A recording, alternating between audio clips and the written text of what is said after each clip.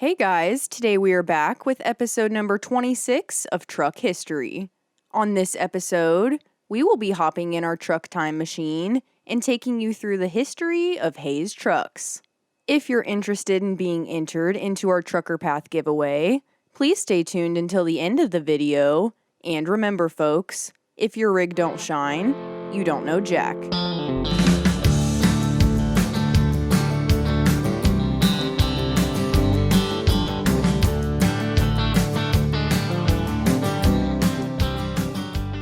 Vancouver, Canada-based company Hayes Manufacturing Limited came about as early as 1922 with a man named Douglas Hayes and his partner, W. Anderson, who quickly began building both highway and off-road rigs produced primarily for logging purposes. Despite originally opening up their trucking operations under the Hayes-Anderson Motor Company branding, the company soon started selling trucks under the shortened Hayes Manufacturing nameplate in 1928, after opening up a large factory operation on the False Creek Flats in Vancouver. Alongside truck models ranging from 1.5 to 15 tons, Hayes had also began building buses, vans, and trailers around this same time in the early to mid-1930s, with perhaps their most popular bus model being the streamlined teardrop design that debuted in 1936. Leading into the late 30s, Hayes rounded out their range of rigs even more as they became British Columbia distributors for Britain-based Leyland trucks. This collaboration led to an increase in the use of Leyland components, including engines, axles, and transmissions, which were available at lower costs as they carried a lesser tariff than US-built parts and helped Hayes vehicles provide an exceptionally good value. Unfortunately, also around this time, the world was erupting into what would soon become World War II, which significantly slowed down regular production rates.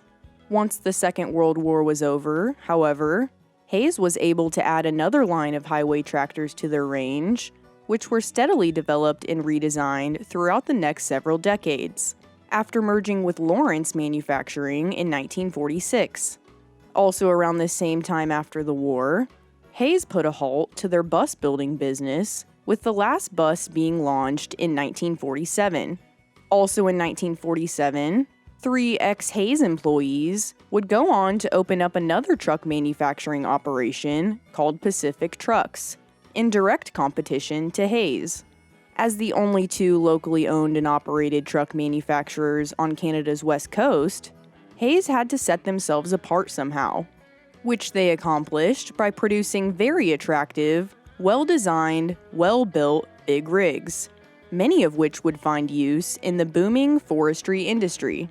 For more information regarding Pacific Trucks, please check out our history of Pacific Trucks located on our channel. As Hayes dove into the next decade of the 1950s, their all-new extra heavy-duty HDX and wide extra heavy-duty WHDX off-highway trucks debuted in 1950, which would dominate almost all of Hayes' sales activity until their demise in the mid-1970s. Hayes also had their regular heavy-duty HD and wide heavy-duty WHD rigs as part of their vocational range around this time, that saw soaring success throughout the 50s and 60s. Although all were part of the HD series, the HD heavy duties all had 34-inch flex frames, while all the wide heavy duties with the W nomenclature added had 40-inch frames, and the extra heavy duties had rigid frames. Switching things up a bit towards the tail end of the 60s, the Signal Company, primarily known as Mack Truck's parent company, purchased a controlling portion of the Hayes Manufacturing Company, Canada's oldest and largest heavy truck manufacturer at the time, in 1969. Shortly following this truck transaction, Jack Curcio was appointed as president and director of Hayes, whose production pumped up from 50 to 500 units.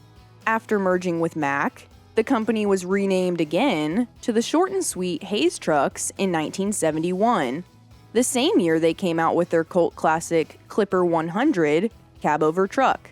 These clippers were created using the same cab as the Mac F model and were released as the first of many successful results of Cursio's expansion strategy. Following the debut of their first clipper cabover, the company formally came out with their full heavy-duty production line of Hayes trucks on February 16, 1971. This new lineup included the launch of their cool new Clipper 200 conventional, which served as the perfect complementary counterpart to their celebrated Clipper cabover model. Also within the release of these renowned new rigs were Hayes' HS series of rigid off-highway trucks. This was followed up on the company's 50th anniversary in 1972, when Hayes launched their lightweight MD250 truck, which was a mixer dumper model that made use of the 200 series cab and was manufactured with a 90-degree drop front tilt hood. These Hayes had extremely high visibility due to their so-called droop snoot and were built on an all-aluminum frame with a 243-inch wheelbase. Although merging with Mack allowed Hayes to broaden their range of big rigs and steadily grow their sales, 3 years later in 1974, Signal sold the Hayes Truck Company to the Gearomatic Company, a subsidiary of Peterbilt and Kenworth's parent company, PACCAR. During PACCAR's very short period of Hayes truck production, they utilized a Peterbilt 352 pacemaker cab on the Hayes Clipper cabover. Unfortunately, with the impending doom of a recession on the rise, PACCAR subsequently closed the remaining Hayes production plant down completely on September 30th, 1975. This harsh, rather hasty shutdown stunned Hayes fans, who were hurt by PACCAR's seemingly one-sided choice to snuff out their competitors and completely cancel the historic Hayes truck brand.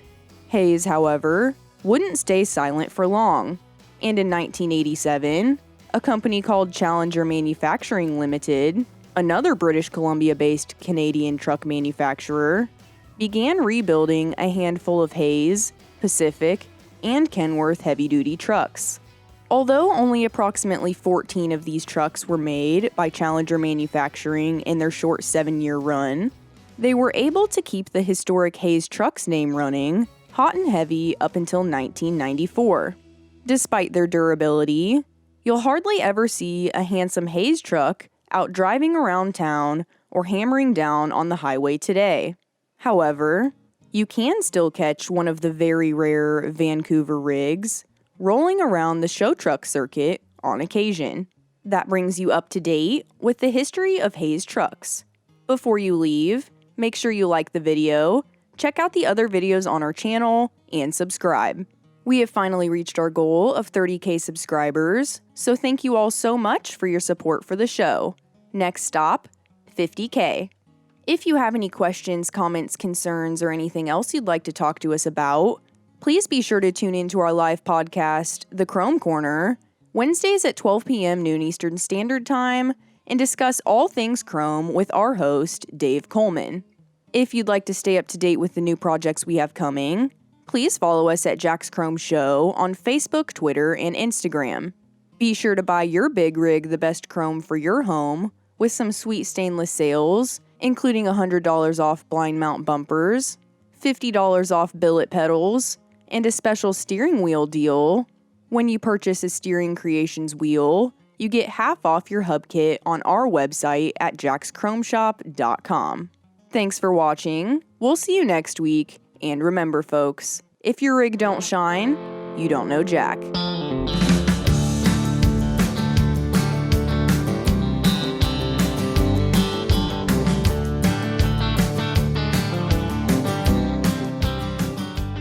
Today, we have a special giveaway for Driver Appreciation Week.